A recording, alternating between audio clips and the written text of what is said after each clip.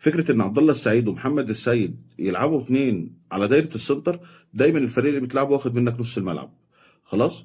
النهارده في مباراه انبي، نص الملعب متاخد منك. انت كل هجمه عليك فيلم رعب بسبب ان انت ما فيش نص ملعب. نص الملعب سهل اختراقه. انت نازل حاطط الاثنين دول، وحاطط معاهم ثالث فتوح. يبقى انت نازل بتستحوذ على نص الملعب، عشان انت عارف ان كابتن الجمل بيلعب تحت الكوره، خلاص يعني بيلعب مدافع. فانت اتهيأت في دماغك ان انا ان انا هستحوذ على المباراه وهستحوذ على اللعب، لكن ما خدتش بالك من الهجمه المرتده، وما خدتش بالك من الكواليتي اللي انت بتنفذ بيه الفكر اللي في دماغك. الكواليتي اللي انت بتنفذ بيه الفكر اللي في دماغك، اولا عبد الله السعيد بطيء، بطيء جدا. عبد الله السعيد من ابطأ اللعيبه اللي شفتها في الحياه. خلاص. وانت مصمم تبدا بيه. عبد الله السعيد لو هيلعب، لو انت عايز تلعبه ومصمم على لعبه، يلعب اخر ربع ساعه وانا كسبان مش وانا خسران. يعني عبد الله السعيد مش هينزل يجيب لك مكسب او يجيب لك تعادل. ففكره ان انت مصمم على عبد الله السعيد، عبد الله السعيد خلاص لعيب كبر، ادى في الملعب ما عليه.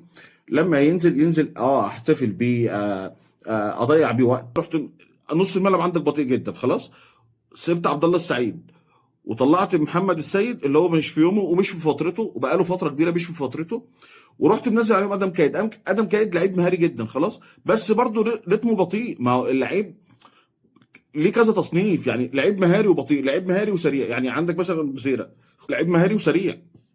طيب اروح منزل، فبقى نص الملعب عندي بطيء جدا، في التحضير بطيء جدا.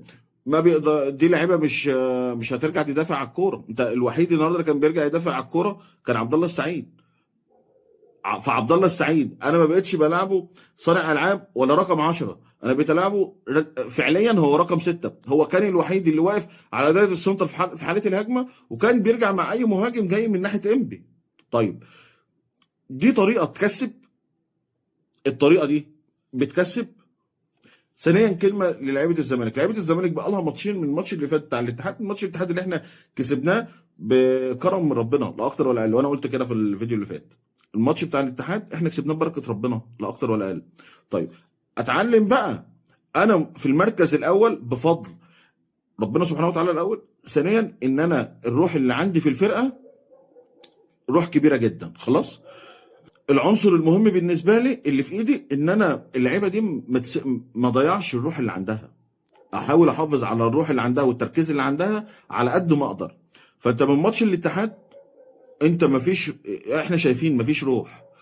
تيجي تختمها النهارده بماتش انبي، ماتش انبي فريق كله سرعات، خلاص. اجي اروح الفريق اللي كله سرعات ده ابقى اواجهه ونص ملعب سريع جدا وشرس جدا. انت كل كوره رايحه على الزمالك فيلم رعب. طيب، اروح انا مواجه نص الملعب الشرس ده والسريع ده والشباب الصغيره دي، اواجهها بلعيبه سنها كبير، اواجهها بلعيبه بطيئه جدا، اواجه بلعيبه بطيئه جدا. نص ملعب سريع زي ده انا اواجهه بنص ملعب سريع بطيء جدا، زي ما عبد الله السعيد واحمد ومحمد السيد. احمد فتوح انت مش حاسبه على نص الملعب، لان احمد فتوح مركزه الاساسي. فلما بترمي على نص الملعب لازم نص الملعب يبقى كويس جدا عشان يشدوا معاهم. لكن هو مش هيعرف يعمل لك اساسيات لاعب نص الملعب. يعني مثلا المفروض ان عبد الله السعيد هو اللي بيطلعنا بالكره من تحت. اتفرج النهارده على ريتم عبد الله السعيد ده، بيكون اندفاع انبي. كل لعيبه انبي رجعت اتمركزت وابطلت لك الهجمه وخلاص، شوف انت هتروح فين. فتروح غصب عنك عبد الله السعيد الكره جات له من محمد اسماعيل، يروح مرجعها لمحمد اسماعيل. وفي اخر الماتش في مباراه انت عاوز تكسب عشان تفضل مكمل في المنافسه، خلاص.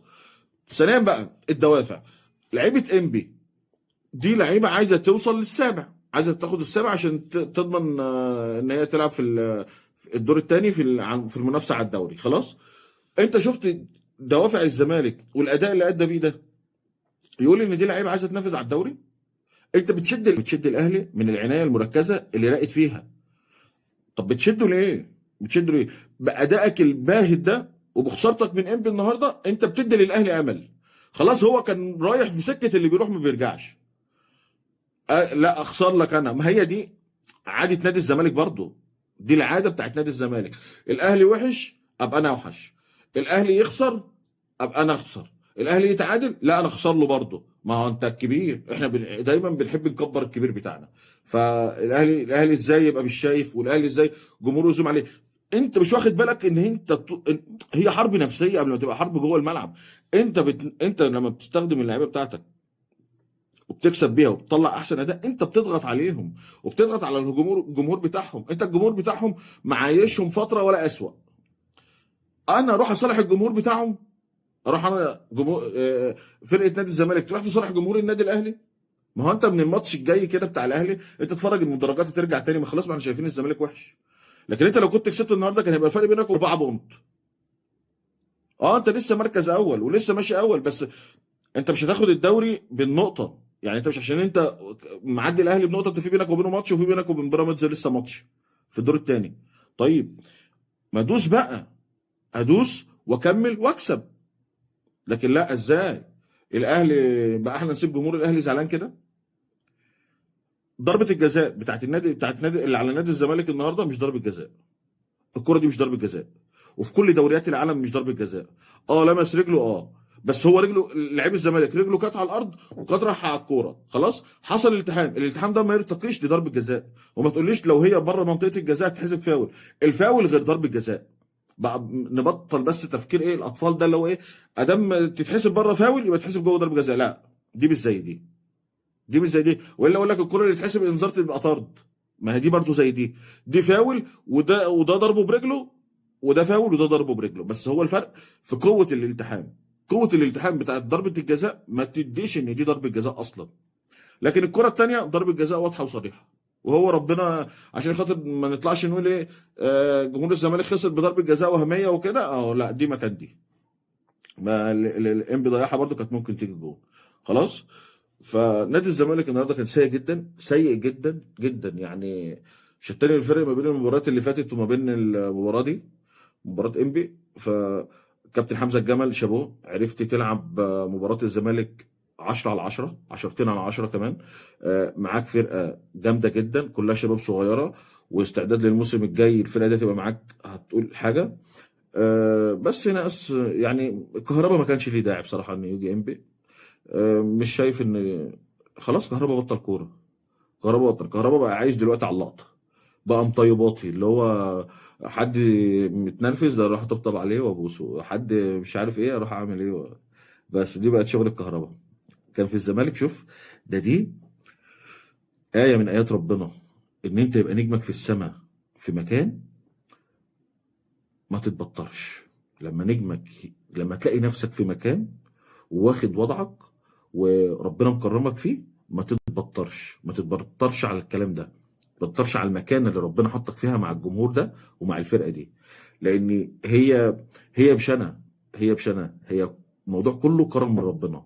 لو عرفت تشوف ان هي كرم من ربنا عمرك ما هتتنمرض على مكان انت فيه واخد وضعك واخد المكانه بتاعتك. وحب الناس اللي كان ربنا مديهولك يا كهربا في قلوب الزملكاويه انت مش لاقي دلوقتي ربعه. وانا عارف، بس انت عمرك ما هتقول كده، انا عارف وواثق ومتاكد انك لو اتسالت، لو حد في الدايره كده بعيد عن الكاميرات سالك ايه القرار الغلط اللي انت خدته في حياتك، هتقول ان انا سبت الجمهور ده وسبت النادي ده. كان زمانك اول معانا النهارده بدل ما انت بتنافس على السابع كهروب.